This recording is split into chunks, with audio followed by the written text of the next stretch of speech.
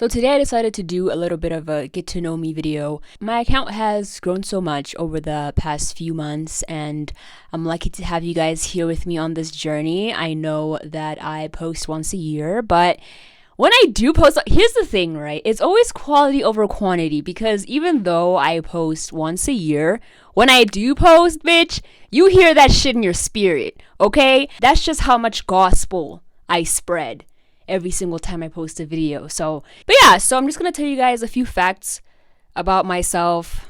I don't even is this video even interesting? I don't fucking know. And maybe there's some people out there who just watch my videos but don't really know anything about me necessarily, because even in these videos, I'm mostly just talking about topics that I like. I don't necessarily make videos about my day-to-day, what I'm doing, or I don't know, I don't really post very personal things. I sometimes will talk about topics that are more personal to me, that are less general, and a lot of people can still relate to that. But overall, you guys don't really know the intricate details as to who I am.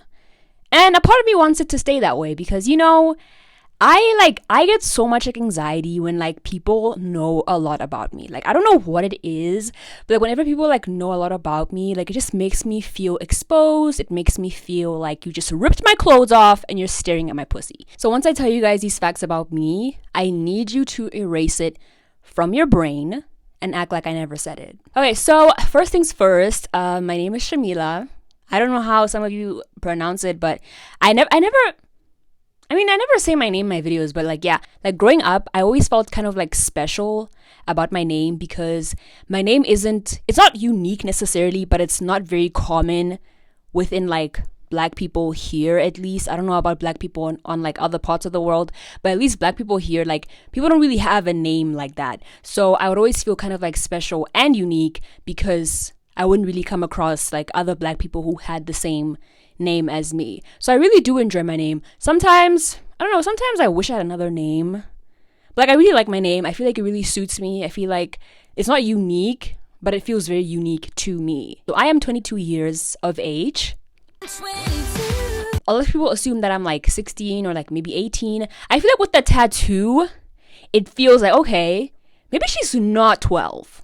So a lot of people assume that I'm 16. Some people assume that I'm 14, depending on the day, depending on the hair, depending on how I present myself. I think when I was younger, I was more or less okay with the fact that I look young, I suppose. But now, sometimes I wish I didn't always have a baby face. I wish I had a more mature face. I don't know. I think that partially has to do with the fact that I want to exude sex appeal, and looking like a minor, that's not always, it's never possible. I don't think minors should exude sex appeal. That's just something that I desire. I don't know why, but the older I get, the more I'm so drawn to women who have sex appeal. Women who just ooze this sexiness, this yeah, you could fuck me, but you can't.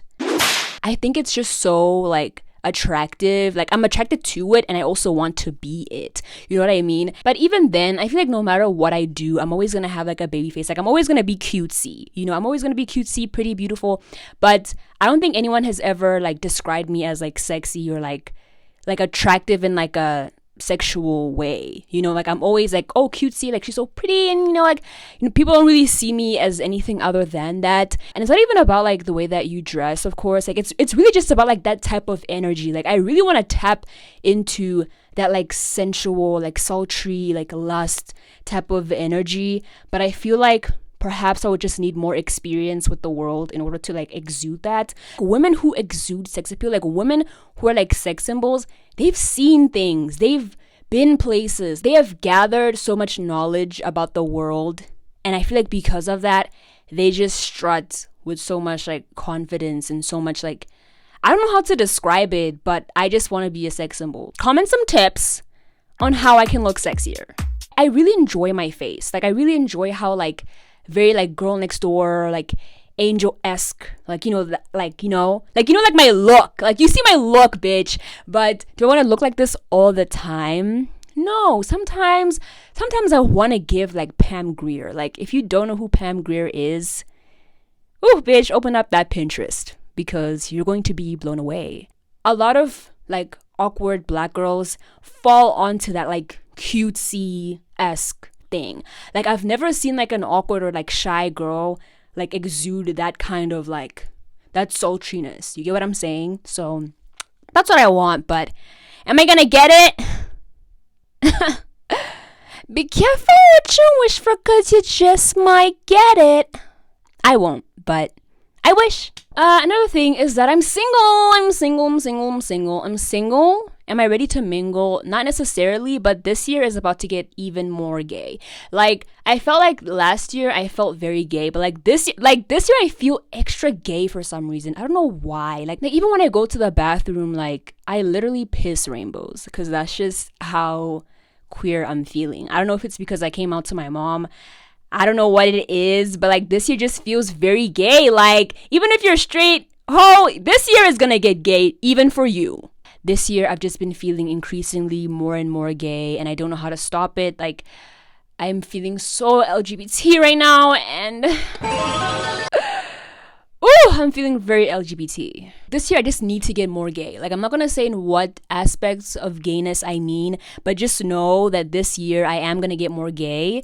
And of course I won't tell you guys when I'm getting more gay, but you'll just feel it in the air, you'll feel it through the screen, and you'll feel it in your spirit, because this year you're not ready for the gayness we're all about to be impacted by. I was raised primarily by a single mother. Aww. Just like a lot of black people. I just love our culture. Like I just love that that's like the one thing that like unites us all is absent fathers. My birthday is on the 2nd of February. I'm an Aquarius. Could you tell? Could you tell by how annoying I am that I'm an Aquarius? One of my Aquarius traits is that I'm very creative. Or at least I like to think I am, because the more you embody the title that like you are a creative, the less creative you are. Like when I didn't call myself a creative, like I would like spit ideas every single fucking day. Like you would swear that I was some genius coming up with the most extravagant plots and ideas. But now that I'm embodying the fact that, you know, I am a creative and I am capable of these like unique ideas, all of a sudden I have so much brain rot and it feels like I have not come up with a creative idea in ages. I want to find ways to practice my creativity a lot more, because I want to like be able to practice my creativity. Like that's one of the things that I learned like a year ago or so, is that like creativity is something that you constantly need to practice. It's not just going to be something that just like pops up in your head, you know, every day. Like you need to actively practice this thing, and even just like practicing it and not always expecting results. Because I think a lot of the times, because we are like embodying this not persona but this like identity, you kind of put more and more pressure on yourself, and you kind of block yourself from being able to express yourself like as freely as possible. So I think because we're so attached to like the results, or like making it perfect, or what it could be, we kind of like block ourselves from potentially like creating something, you know, that's kind of like outlandish, and not even outlandish, but just creating something that's not even good, you know? Like you're allowed to have bad ideas. Like you're allowed to just, you know, not always be like your best creatively. Like sometimes you're gonna have really shitty ideas, and that's okay, just as long as you're getting like the juices flowing. You can have bad ideas, and then in the future you can go back to those bad ideas and like develop them into good ideas, just as long as you're consistently creating. In what ways am I creative? I'm glad you asked. One of the ways that I like to be creative is through like content creation. And it's funny because I've been doing this almost like all of my life. I've been doing this since like primary, but like I think now I'm finally in my element, and I'm able to like execute things that I actually like, and I feel the most me I felt like my whole life. In primary school, like my biggest dream was to have like a YouTube channel. Like I wanted to be like all the beauty gurus that I was watching, all the lifestyle girls that I was watching. Like I wanted to be just like them. I think it took me a while to really kind of accept myself and allow myself to express myself. Like there's so many myselves in this sentence. Anyways, it took me some time to accept myself and allow myself to express myself authentically. So I've been posting consistently on this account since like May of last year. That's when I started my series. And then later on in like July, I started posting on YouTube, which was also really cool. But I just want to creatively express myself in multiple ways, not just in my content creation. And hopefully soon you guys will be able to see that, all the other things that I'm also capable of. One of my biggest aspirations is like being a filmmaker. I really want to like direct and like produce and maybe screenwrite some things like in the future. Like I want to make a short film. Initially, I was like by the end of this year, but I think that's just me kind of rushing myself. But I would ideally like to make a short film perhaps next year or maybe the year after that, depending on how things go. But I really want to be able to do that at some point. I haven't written it yet. I haven't planned it yet. Like I literally, like everything is just living in my brain at this point. Like I have yet to actually put this on paper and like start executing it, but just know that the idea is there. That's another thing that I really struggle with is like execution. I'm so good at like having concepts, like having ideas of things that I want to do, but when it comes to actually like doing it, I just feel so lost and I just don't know where to start, because like my mind just feels like this big puzzle or like this big like messy room, and I just don't know how to like get through any of it. I will be making a short film at some point and you guys will be supporting it. You will be watching it. Like right now I have like a creative company thing. I haven't like fully executed it yet, but I have a creative company. It's called Project February, because I'm born in February, and Project, I really like the name, and that's just gonna be like the creative company in which I execute all of my like creative like ideas, not just with like content creation, but even with like other things like my filmmaking, like when I'm producing things, like that's just gonna be like the main hub for all of my creative ideas. I really, really do like admire people like Issa Rae, because she has her own like creative company and she's done like so much with it. So my dream is to like kind of be somebody like her in terms of like my creative career. She's someone that I really, really look up to.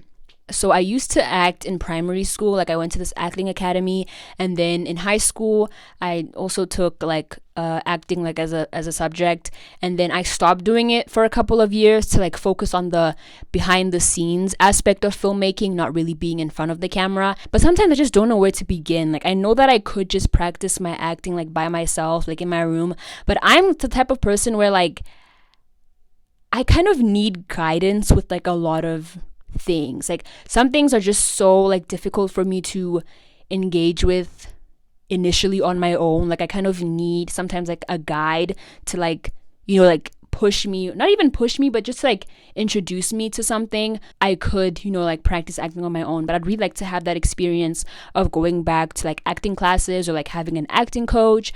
So at some point when I do have enough money to like afford something like that, I really do want to dive back into acting again and see where that takes me, because I also want to act in my films that I create and like the TV series that I create. I also want to act in them. Again, Issa Rae, like she is the inspiration. Like the fact that she can direct something, she can write something, she can produce something, and she can also star in it. Like jack of all trades, ho. Like that's where I'm trying to be. You know, acting requires a lot of, you know, like vulnerability, and I'm not at that level where I feel like comfortable enough like behind a camera.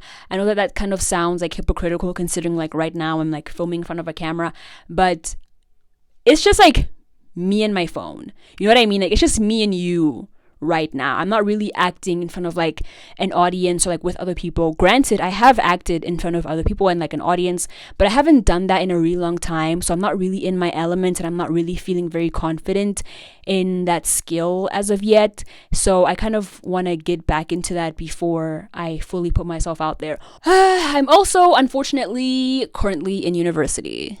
If you feel like you hate school, just know that you don't hate it more than me. If I was rich, I would not be in school. Like I would be using that money to fund all of my like creative projects and focus more on that instead of being in school, because I absolutely hate school. I hate tests, I hate assignments, I hate the environment. I just like, it's not that I don't like learning. I've just never really thrived in a school environment. It's just not really where my spirit feels safe. Like I've just always hated school, and I hate that I still have to do it, like even now. Will I even use that degree? Who knows? But at least I'll have it, At least I'll have it. Another thing that I've kind of been like debating on is like, do I make video essays? Because when I started making my videos, I just saw it as like me just talking about like some of my experiences and some topics that like are always at the forefront of my brain, and just like expressing that and sharing it with other people. I never really like grouped myself into like a video essay type of niche, because from what I've seen, like video essays are like very, very serious. Not that my videos aren't serious, but I feel like video essays, from what I've seen, look like they require so much like in-depth research and like insight. Like it seems like an actual like school essay that like you're submitting, like you're not just talking from like your own opinion. You have like receipts, you have things that you've read, you have videos that you've read, like you just have like a lot of information to back up the things that you are saying. Whereas with me, it's all like I'm pulling information out of my ass. It's just that like I'm not diving deep into things. Like I'm just purely like expressing thoughts that I have sat on for like months, maybe even years. I'm just telling you things that I already know. I'm not necessarily like reading books or like watching documentaries to further explain the things that I'm talking about. So I've always kind of like battled with the fact that like, do I make video essays? Like I think I just make videos where I'm like talking. I don't know if I'd really call them like a video essay. I just don't know how to shut the fuck up. So that's why it feels like a video essay. That's why the video is so long, because I just purely don't know how to shut the fuck up. Or maybe I'm just downplaying myself. I don't know, but do you guys think I make video essays? I don't really think so, but my biggest fear is not reaching my potential.